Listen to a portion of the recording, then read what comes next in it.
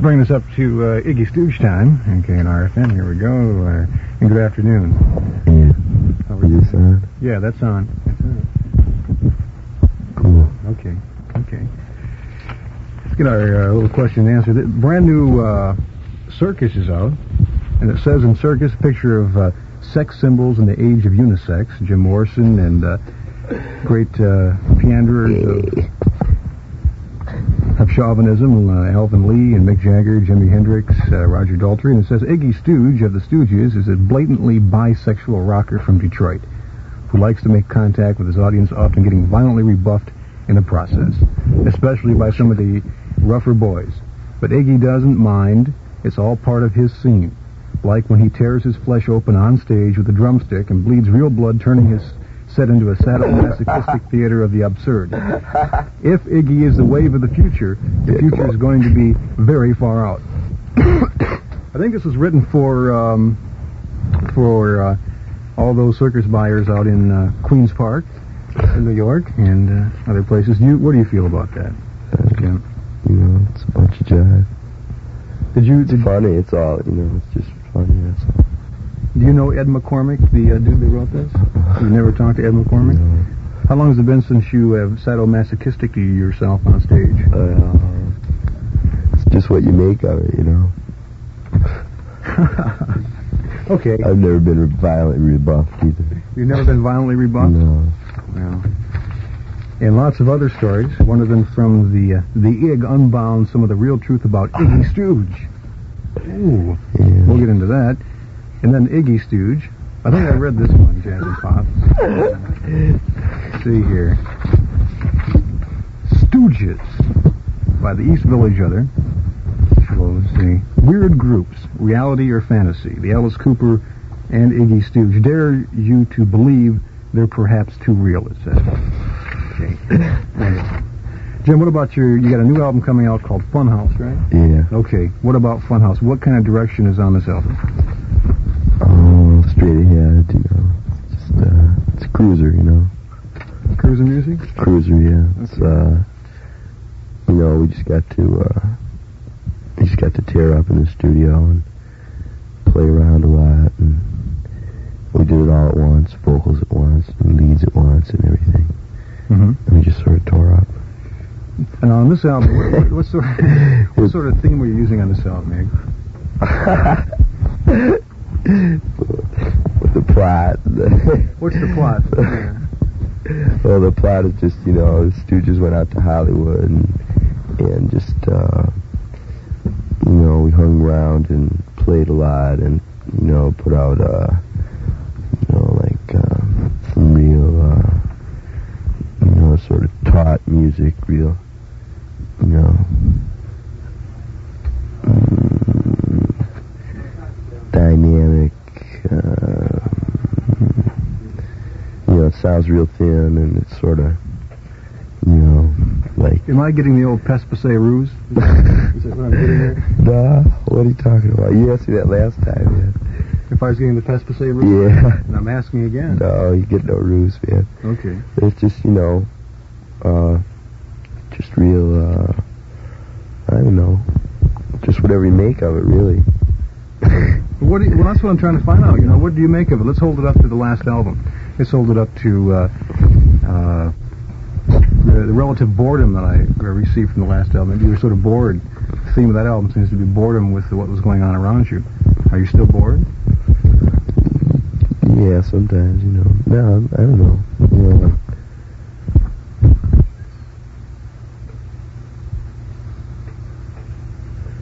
No, I'm not bored, really. Okay. Well, so this song here, Down the Streets, is on your new album, isn't it? Yeah. Okay, let's listen to it and then come back.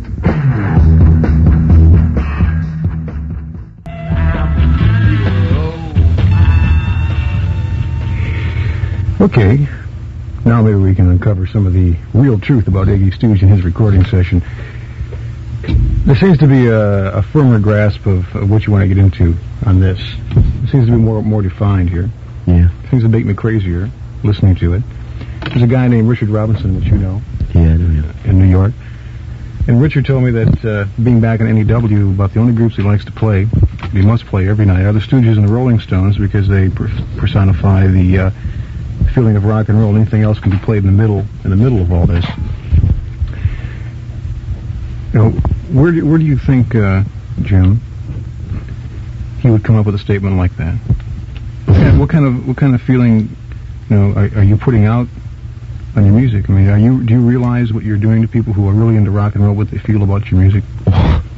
Well, of course, you know, of course, you know, it's obvious, you know, like it's beyond words, you know. What about your words? It's like you make up, you know, when a tune is written, or when you set out to play a tune, or at least when we do, like, you know, you have a complete understanding, like, that you're going to make up something really beautiful, you know. And everybody knows the effect of something really beautiful, you know. It's a heavy zoner, you know. And that's really the whole thing to it. You just try to get a heavy zoner going, you know. You know, you did a little bit of scat there at the sort of the end of this tune. Was that premeditation? You just let yourself go and sort of feel that? That's what it was. Let yourself go a little bit? There was a lot of improvisation on this album. Everybody, all the vocals and leads were done right, you know, right as we played. We all stood in the same room and played, with lots of amplification. Did you find this easier to do than tracking, singing over the tracks? It's all pretty easy, you know, if you're having fun. I just found it like more satisfying, you know, just more satisfying to be doing it that way, as opposed to, like, you know, as a technique for recording. I don't know how good it is. I don't know how interested I am in how good it is. It's just really satisfying to play that way. A group like the Stooges, when you sing, I think you sang over the tracks on your first album, right? When you sing over a track, do you find that after the instrumental has been laid down, the bed, and you sing over it, that there's always sort of a different mood that you would sing over it than was going on when the original music was laid down? Sure.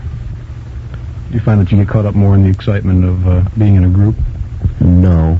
When you do it live, we do it all together at the same time? No, it can be, you know, it can be nice both ways, really.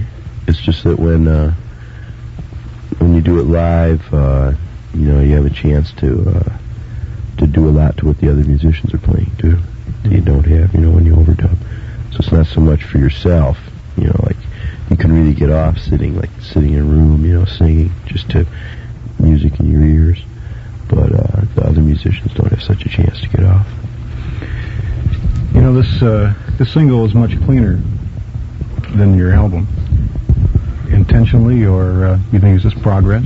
It's progress of the group as musicians? Yeah, exactly. Okay, let's listen to one of your first efforts.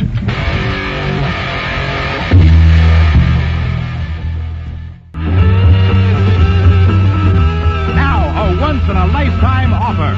It's the Doors' latest and greatest Super LP, Absolutely Live.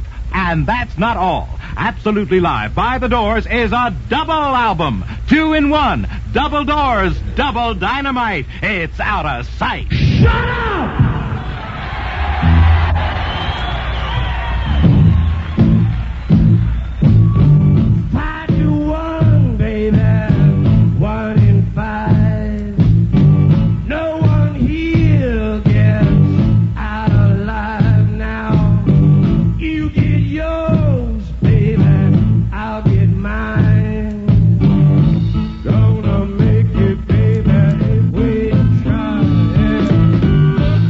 Absolutely Live, The Doors, an organic documentary of Doors performances from Elektra. Available NRFM brings to you An Evening with Led Zeppelin, in concert at the Olympia, Friday, August 28th at 8 p.m. One night only. Get it together. It's An Evening with Led Zeppelin.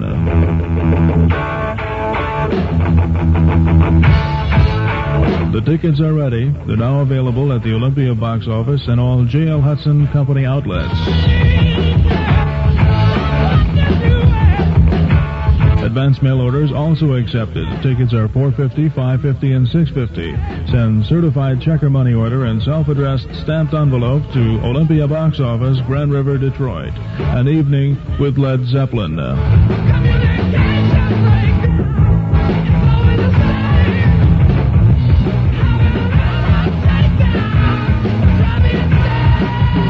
KNR FM presents to you An Evening with Led Zeppelin, a Bob Bagheras production. Seems to be an awful lot of long time between these two albums, Jimmy. What was your thought behind that? What for? No thoughts, really. We were just all old mind, you know. That's the way it happened, really. Like, all of a sudden it had been a long time since we recorded. We thought, wow, we better, you know, get it together and make another record, you know. So after we thought of that it took a long time.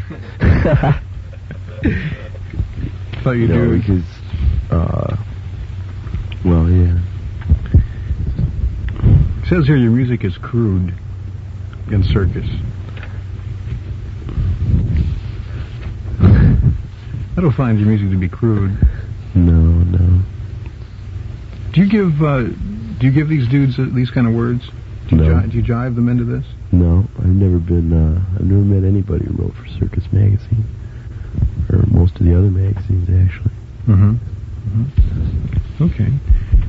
When you're on stage, Jim, it seems a lot of people complain that you don't take in consideration the mood of the audience. I was talking to a young lady yesterday on the phone that at Goose Lake that you didn't take into consideration that the audience was in a heavy LSD stupor when you were on stage. And that there were, just like the Alice Cooper group, you can watch the Alice Cooper and yourself perform and watch people just everywhere, sporadic people just flipping out sporadically in the audience. Oh, so what, was there a question? There was a statement and a question. I You had questions, buddy. Do you take into consideration the mood of the audience before you go on, or you just have a set routine you... Cool. Yeah, it's sort of a two-step. No. Two-step? Yeah. Set routine. No set routine, you know. It's just a band, you know. Just go out and play. That's all I ever think of. Just go out and play the songs. Do you go out and play how you feel, or do you go out and play and mix how you feel with what the audience feels? Which one? Just go out and play the songs, you know. I don't really have, like, a thought in my mind, you know, because it would impede the music, you know. You know, thought in the mind, you know, like, no thought, really not very many thoughts, you know, that can just sort of nest in there in my mind, you know. What about this tear down the wall routine over at Goose Lake? Were those lyrics, or were those was that a statement that you were making to the crowd? Those were all copyrighted lyrics to songs that had been written a couple months ago. And those were also all statements that I was making to the crowd. And, you know,